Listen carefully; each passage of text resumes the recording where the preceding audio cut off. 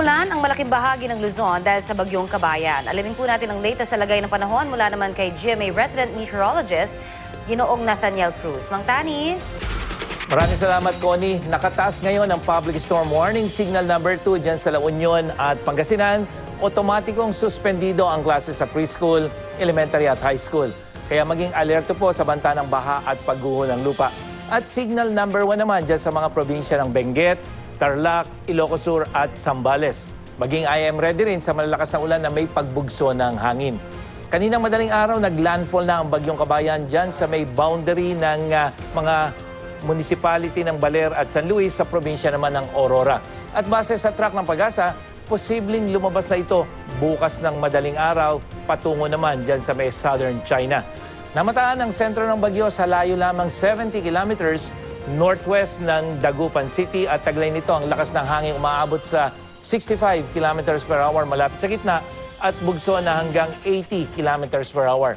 Inaasahang kikilos ang bagyo pa west-northwest sa bilis na 22 kilometers per hour. Bukod sa mga lugar na may storm signal, delikado rin pumalaot ang maliliit na sasakyang pandagat dyan naman sa may northern seaboard ng Northern Luzon. Base sa datos ng The Weather Company, mananatiling maulan sa malaking bahagi ng Luzon ngayong araw, lalo niya sa may northern at central Luzon. Pero unti-unti nang hihinayan mga kapuso habang lumalayo yung bagyong si Kabayan. Sapat na ho ba yung ulang dinala naman ng bagyong Kabayan para mapunan yung mababang level ng Angat Dam?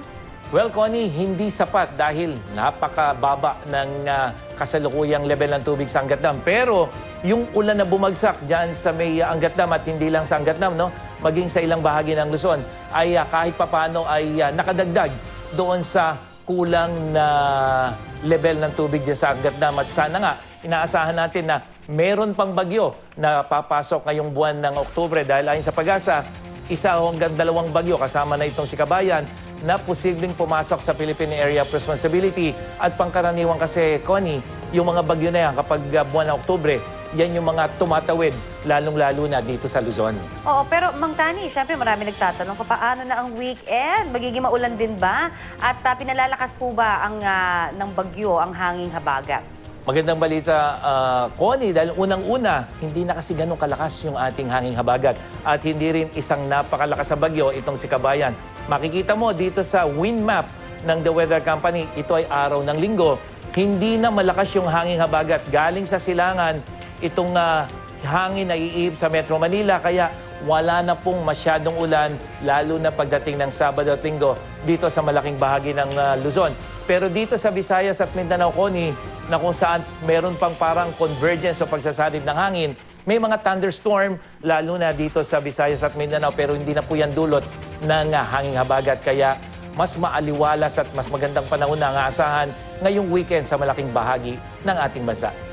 At yan ang latest mula sa GMA Weather. Ako po si Nathaniel Cruz. Magplano para sigurado.